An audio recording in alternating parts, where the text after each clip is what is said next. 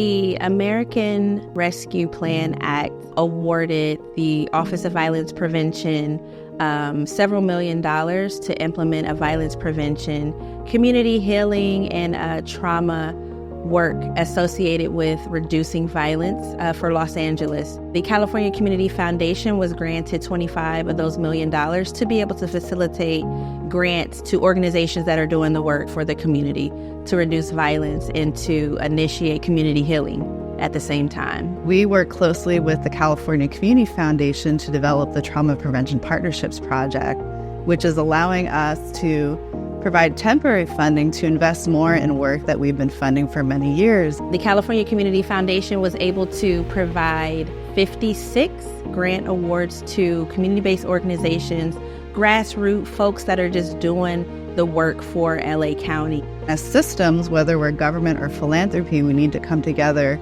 to learn from them and support the work that they do. So we're hoping, even though that this is a short-term initiative, that we can find ways to sustain the incredible work that's being done and shift how government, how philanthropy thinks about safety and how we can work together to better support communities.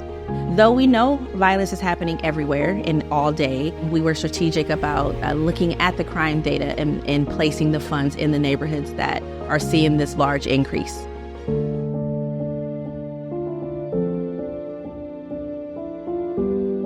This space here we use for staff training. We also do our impact sessions here every week. And as you can see, this is the map from the Office of Violence Prevention.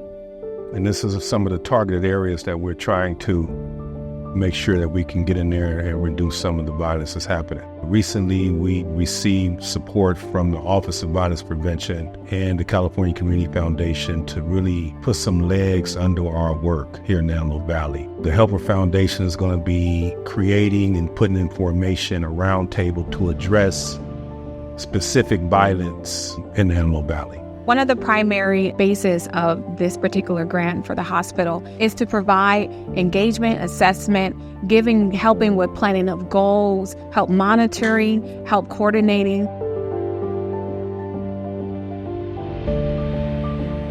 We try to teach people about the root cause of the trauma and also the thing that's related to the crime that we did in the past, something that we are not proud of, but today we got to use that lived experience and try to help other people. This is one of the places where you can see the funds making a large impact. Without the funding, we can be able to hire employees, we can be able to get this space, and we can be able to bring the community together.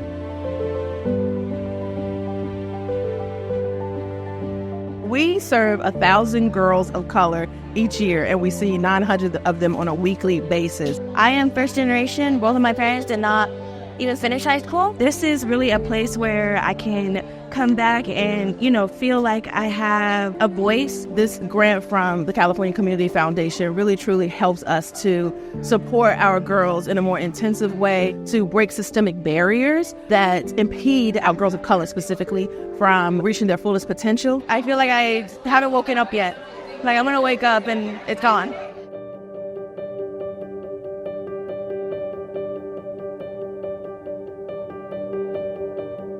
We are a violence prevention and intervention agency. We focus a lot on deterring violence in our communities, community empowerment, reentry for those that have been previously incarcerated, justice impacted. We help guide our participants to having a better life and to believing that they can have a better life. Every community needs a healing urban barrios, because there's other kids that are out there, like myself. When I was out there and lost, I just felt like I just needed a place, where I could learn and feel safe, because here I feel safe, and growing up, coming here, it's been a blessing. The CCAS funding really helped us. It was our launch, because we had reentry, but as soon as we got that extra staff, we were out in the street. It gave us the resources, it gave us the backing to really deliver programming that helps the community and empowers them. It was so needed in this community. There's so much work that needs to be done. Miss Christina and Miss Marita were like my other moms, I felt the love, and like I just love being here. We're really expanding our services, and we're outgrowing our space. So we're really looking into getting a bigger space and having a full-on youth center, a safe space for all community members. To CCF, I just want to thank you for believing in Healing Urban Barrios, for learning about us, getting to know us, trusting us, and really having that relationship and that partnership that we're going to be out in the street delivering services just as this grant money was intended to.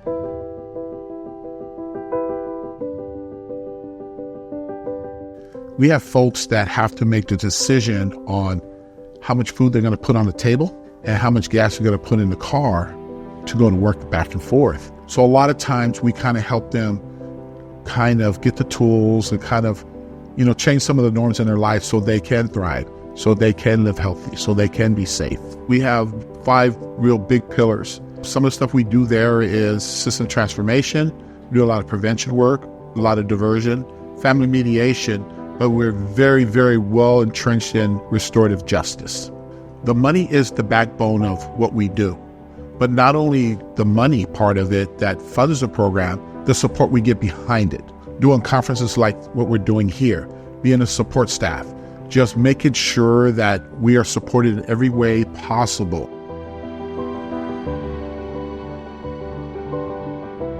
This kind of work can be done without the support and the funding that CCF and TPP are providing for us. The purpose of the program is actually to assist people that are actually survivors of violence that are coming to Rancho for rehabilitation. These are people that are actually suffering life-changing disabilities. Like myself, I was actually shot when I was 20 years old, and so we work with people that are survivors of violence and trying to transition from the hospital back into the community a lot smoother by providing case management services through our community partners, Southern California Crossroads. When somebody frowns, when somebody's crying, when somebody's raging, when somebody's mumbling, we gotta look at these things and see what do they need and where did that come from and what can possibly be done for that. A lot of people don't have a pusher. I see you, I'm looking at you, what's up, let's do this.